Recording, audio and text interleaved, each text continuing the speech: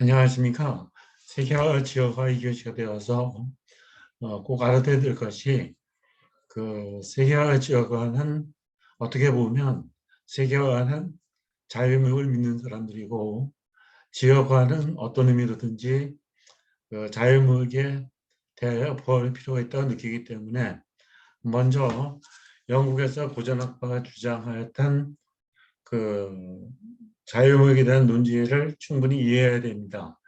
그래서 산업혁명이 발생했을 때 1776년경에 우리가 알기로는 아담 스미스의 북부론이 그 대표적인 저서로 알려졌는데 그 스미스가 북부론에서 한 중요한 얘기는 국가 간의 어떤 장벽을 세우는 것보다 국내부터 얘기를 시켜야겠습니다. 스미스 주된 주장 두 가지인데 분업과 특허를 하면 결과적으로 잘 살게 될 수 있으니까 국가의 개입을 최소한으로 하고 그 경제적 자유를 많이 증가시키자는 것이 스미스의 주된 주장입니다. 그래서 그의 주장을 우리가 얘기할 때 보이지 않는 손이라든지 아니면 레세페르, 세이 법칙, 공급은 스스로의 수요를 창조한다 그런 식으로 설명하는데 고전학파의 자유방임주의는 그 이전에 있었던 중상주의에 대해서 대비되는 개념이기 때문에 중상주의를 아주 간단히 설명하면 국가의 이익을 위해서는 개인의 희생은 감수해야 되고 국가가 경제활동이나 무역에 적극적으로 개입을 해서 어떻게 해서든지 국가의 부를 부강하게 만드는 것이 목적입니다. 그래서 중상주의는 부국강병, strong army, wealth nations 그렇게 얘기할 수 있고 고전학파는 사실 자유방임을 주장한다고 말은 똑같이 했지만 말은 그렇게 하면서 중상주의를 공격했지만 궁극적인 목표는 부국강병은 마찬가지입니다. strong army, wealth nations 마찬가지고 국방력을 강화하기 위해서는 그 나라의 경제력이 뒷받침되기 때문에 가장 중요한 차이점을 얘기하자면 중상주의는 국가의 적극적인 개입을 의미하고 고전학파는 자유방임을 의미하기 때문에 고전학파의 대표적인 책은 스미스의 국부론이고 거기서 주장을 한마디로 얘기하면 인비지블 핸드입니다. 보이지 않는 손이라는 것은 우리가 말하는 시장입니다. 여기서 말하는 시장은 동대문 시장이나 남대문 시장 같이 구체적인 시장이라기보다 The World Gold Market, 세계의 금시장이라든지 The World Financial Market라든지 주택시장 같이 수요와 공급자가 다수인을 만나서 가격이 결정되고 수요량과 공급이 결정되는 것을 뜻하는 것입니다. 시장이 작동한다고 믿는 것은 이제 스미스의 자유방임이고 스미스의 주장은 국가는 최소한의 개입만 하면 되는 거고 뭐 그러니까 쉽게 말하면 국방이나 치안 유지만 하고 되도록이면 정부의 개입은 줄이자는 겁니다. 그래서 그 인비주얼에 반대되는 말을 굳이 하라고 그러면 중상주의는 어드미니스트러티브 피아트, 행정적 규제라고 할 수 있습니다. 그러니까 피아트는 뭐 힘이 되는 거고 피아트, 피스트 다 똑같은 뜻인데 그래서 그 자유무역이 왜 좋냐는 것은 스미스의 국부론을 그대로 두 나라에게 비교하면 자유무역이 됩니다. 예를 쉽게 들어서 영국과 포르투갈이 무역을 한다고 할 때 영국은 그 산업혁명이 먼저 발생했으니까 면방직을 싸게 만들고 포르투갈은 그 날씨도 좋고 햇빛이 많이 나니까 포도주를 싸게 만든다고 하면 영국은 면방직을 만들어서 포르투갈 수출하고 포르투갈은 포도주를 만들어서 영국에 수출하면 됩니다.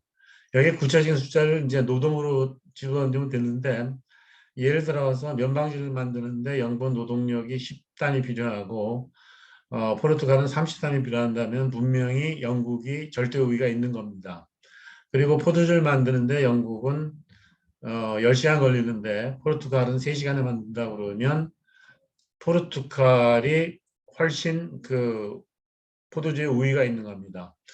그래서 이 과정을 쭉 보게 되면 그 그러니까 영국하고 포르투갈이 영국은 특화를 어디냐 하냐 면방지기하고 포르투갈은 포도주기 하게 되면 그 스미스 국부론에서 얘기하는 분업과 특허를 하게 되면 그것이 자유무역이 이루어집니다. 그래서 스미스의 그 무역 이론을 절대 우위론이라 그러는데 여기에 한 문제가 생겼습니다. 예를 들어서 영국이 둘 다 절대 우위가 있으면 어떻게 하느냐? 그런 무역이 발생하지 않을 수 있다고 설명했는데 리카르도는 그렇지 않다고 설명했습니다. 상대적인 걸 따지는 겁니다. 예를 들어서 영국은 포도주를 생산하는데 아까 말한 것처럼 5시간 걸리고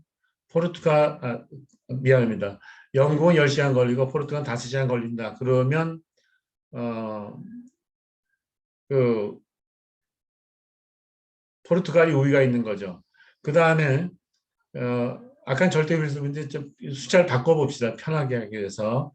그러면 포르투갈 면방지 포도주를 생산하는데 시간을 쉽게 하기 위해서 영국은 5시간, 포르투갈은 10시간 걸리고 그 다음에 면방지를 생산하는데 영국은 20시간, 포르투갈은 100시간 걸린다 그러면 영국이 시간이 둘 다 적게 걸리니까 포도주 생산이나 면방직에 절대 우위가 있는데 상대적으로 따지면 들어간 노동시간을 따지면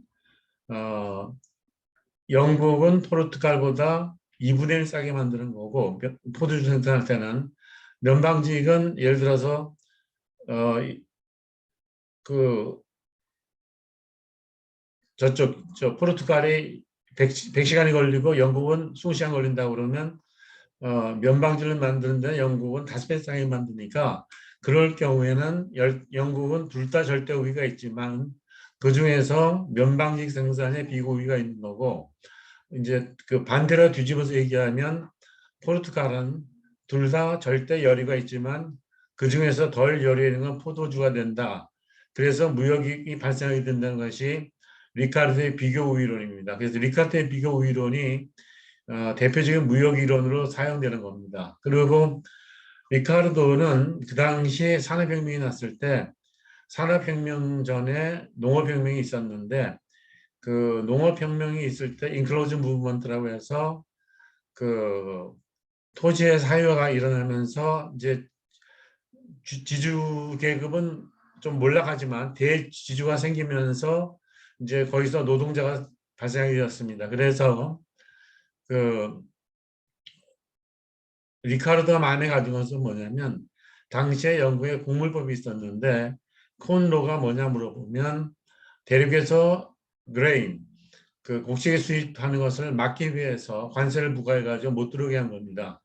리카르도가 생각한 것은 그 만약 곡물법이 철폐된다면 대륙에서 싼 곡식이 들어오니까 그러면 싼 곡식으로 공급하게 되면 임금도 떨어질 수 있으니까 그 수입에서 판매한 양에서 비용을 뺀 것이 기업가의 이윤이 되는데 비용이 떨어지면 이윤이 증가하니까 기업가의 이윤이 증가하면서 자본이 축적될 수 있다고 보고 그 곡물법 폐지를 주장한 겁니다. 그래서 리카르트의 자유무역 이론하고 스미스의 절대생산 미설은 그러니까 순서대로 말씀드리면 중상주의는 절대적 개입을 원했으니까 행정적 규제를 하자고 주장한 것이고 스미스는 보이지 않는 운송을 주장하면서 자유방위에 맡기면 결과적으로 절대 우위에 따라서 무역이 이루어진다 그랬는데 거기에 하나의 그 퍼즐링 어려운 점은 어느 한 국가가 다 절대 우위나 절대 열을 가지면 무역이 안 일어난다고 했는데 리카르도는 영어로 nonetheless, nevertheless 그래도 무역이 일어난다고 주장한 것입니다. 그래서 그 리카르도의 주장은 쉽게 얘기하면 그 무역 이론을 가장 잘 설명했기 때문에 그 후에 발달한 모든 이론도 사실 그 기본은 리카르도의 비교 우위론에 두고 있는 것입니다. 다만 그 측정하는 기준이 달라질 뿐입니다. 리카르도는 그 노동만이 그 고전학파는 다 생산 요소를 노동만 보았기 때문에 노동 가치설이라고 합니다. 그래서 쉽게 말씀드리면 토끼를 잡는데 1시간 걸리고 사슴을 잡는데 5시간 걸리면 사슴값은 토끼값이 5배가 된다고 설명을 하는 겁니다. 그런데 이 이론은 나중에 바뀌게 되는데 그것은 그 뭐라 그러나 그 고전학파와 독일의 역사주의를 비교하고 나서 설명을 드리겠습니다. 그래서 이 시간에 설명하는 것은 그 자유무역, 그러니까 우리가 흔히 말하는 세계화라는 것을 어떻게 설명할 수 있냐면 시장을 믿으면 자유무역을 하고 자유무역을 하면 수출지향적 공업을 하게 되고 그러면 경제 통합을 하면서 생산 요소를 자유롭게 이동시키고 그러면 세계화를 된다는 것입니다. 그래서 경제학에서 자원 배분이 최적으로 잘 됐을 우리가 파레토 최적이라고 그러는데 결과적으로 세계화가 맞다고 주장하는 사람들은 시장 기구를 믿기 때문에 자유무역이 그대로 이루어진다면 세계 전체적으로 글로벌 파레토 최적이 달성된다고 주장하는 것이고 다음 시간에 설명할 그 독일의 역사학파는 어떤 이유인지 자기가 보호를 해야 된다고 주장하는 사람은 시장의 실패를 믿는 겁니다. 그 시장의 실패라는 것은 가격 기구가 작동하지 않는 원인이 있을 때는 정부가 개입을 해야 된다는 건데 그렇게 보호무역을 시장의 실패를 믿게 되면 보호무역을 주장하고 수입 대체 공업화를 주장하고 경제 통합 중에서도 개방적이지 않은 폐쇄적인 경제 통합을 주장하게 됩니다. 그래서 복잡하니까 설명을 해서 오늘의 초점은 어디에 맞추냐면 그 자유무역의 논지가 뭐냐 그렇게 물어본다면 결과적으로 가격이 변동하고 정보가 완전히 주어지면 우리는 자원의 최적 배분을 달성할 수 있는데 그걸 파레토 최적이라고 그러는데 자유무역을 하면 파레토 최적이 달성될 수 있다는 거고 그러면 자유무역을 누가 주장했느냐? 그것은 중상주의는 아니다. 그 사람들은 해적질을 해서든지 뭐 하든지 국구를 증가시키면 좋다고 생각하기 때문에 그 행정적 규제, 정부가 모든 게 개입을 하려고 그런 거고 스미스는 그럴 필요가 없다. 국가가 하는 것은 국방이나 야경만 하면 되고 가격 기회에 맡기면 모든 것이 순조롭게 되니까 보이지 않는 손이 자원 배분을 최적으로 해주니까 웃을 건 믿자. 그리고 이론적 배경은 아까 설명드린 절대 우위론이 되는 거고 그 리카르도는 한 국가가 아까 영국이 둘 다 절대 우위에서 무역이 발생하지 않는다고 그랬는데 nonetheless never 그럼에도 불구하고 비교 우위로 따지면 무역이 현명한 거 아니냐 그렇게 한 거고 리카르도가 실제로 그 자유무역을 주장하던 그 당시의 시대적 배경을 따지면 영국이 산업혁명으로서 기업의 활동을 그 기업가 정신을 살려주면서 기업이 이윤을 창출하면서 국부를 증가시켜야 되는데 그 곡물법이 어떤 장애 요인이라고 봤으니 장애 요인을 영어로 impediment fact, deterrent factor가 되니까 그걸 제거하기 위해서 곡물법 폐지를 주장한 거고 곡물법 폐지를 하게 되면 grain, 곡물이 싸게 들어오니까 결과적으로 임금이 낮아지는 거고 그렇게 되면 판매 수입에서 비용을 빼는데 비용이 떨어지면 이윤이 증가하니까 자유무역을 주장한 거다. 그리고 흔히 말하는 라이든 항구에 있는데 그게 서섹스주에 있는데 서섹스가 어디냐면 우리나라의 경상남도 정도 위치입니다. 그래서 옛날 로마도 그쪽으로 진출했고 윌리엄 컨퀘스터 1066년에 그쪽으로 진출해서 그 라인은 조그만 항구인데 옛날에 쉽게 말하면 곡물이 다 그쪽으로 들어왔던 겁니다. 그래서 그 실제로 가보면 좀 그 수채화나 그림을 보면 굉장히 아름답게 그려진 그림이 많은 그 항구인데 쉽게 말하면 리카르도는 자유무역을 주장했는데 세계 평화를 위해서 주장한 건 아닙니다. 이건 중요합니다. 영국의 자본 축적을 위해서 자유무역을 주장한 거고 우리가 말하는 세계화의 발달은 그 시장을 믿는 거다. 그럼 시장을 믿으면 그 자유무역을 하자고 하게 되고 자유무역을 하자고 하게 되면 수출 제한적 공업을 하자고 하게 되고 그러면 경제 통합을 개방적으로 하고 그러면 우리가 말하는 자유화다, 세계화다 그렇게 하는 거고 세계화는 전 시간에 설명드렸지만 그냥 의미로 뜻하면 재화 생산 요소의 시장을 개방하는 거다 그렇게 할 수 있는데 실제로는 세계화의 주역은 다국적 기업이기 때문에 국제 경영도 들어가고 또 통상법 문제도 들어가고 그렇기 때문에 세계화는 크게 보면 경제학에서 국제경제 중에서 무역정책 중의 한 부분이라고 볼 수도 있고 또 다르게 보면 세계화의 반은 경제적인 문제고 반은 정치 군사적인 문제이기 때문에 이거는 가면서 설명하겠습니다. 한꺼번에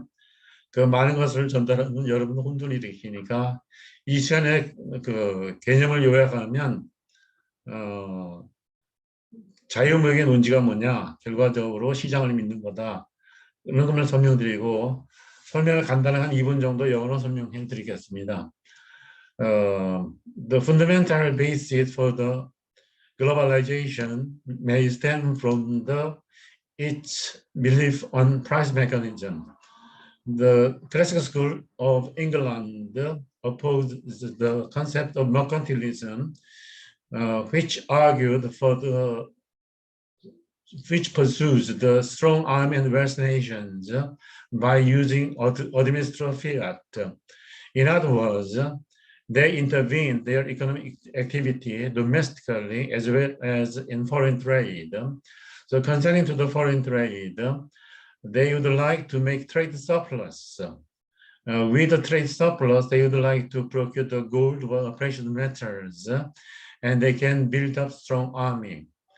Adam Smith, his famous book is The Wealth of Nations. The full title is On Inquiry to the Wealth of Nations, in which he argued for the benefits of divisible labor and specialization. He took an example of a pin factory, which increases productivity. So Smith argued for the absolute advantage theory. And just for example, England produces textile much cheaper compared to Portugal. And Portugal, they can cultivate the wine much lower production costs compared with England. So he argued for the absolute advantage theory, but there was a puzzle emerged that if England has absolute advantage in both two goods, there will be no trade at all. But Ricardo proposed or somehow invented the concept of comparative advantage. And this is the fundamental basis for international trade these days. And the main contention is that if you believe in price mechanism or the market, we pursue the free trade, and we specialize in export-oriented industrialization, and we are moving to the economic integration or a regional trade agreement without any trade barriers to non-members. And if one step further, we reach to the globalization. And as I mentioned, the globalization can be classified into the realm of economics, more specifically in international economics or trade policy. But merchant enterprise have played a catalyst role on the process of globalization. So the business automation may be indispensable to understand the globalization procedures. And this international trade of contracts between different countries. So international trade law is equally important. And if you move to the economic integration, the 50% of it is business or economics, but the remaining 50% is somehow related with the international politics or military cooperation or allied forces. So I just culminate this lecture that globalization, in order to understand globalization, we have to understand the price mechanism and Adam Smith, the origin of price, who proposed the price mechanism against the mercantilism. And Ricardo is such a genius who invented the conceptual basis of comparative advantage. And this explains the bulk phenomena of international trade these days. From next lecture, I would like to speak more slowly, and I'll try to make my lecture in a simple and succinct way. Until then, goodbye, everyone.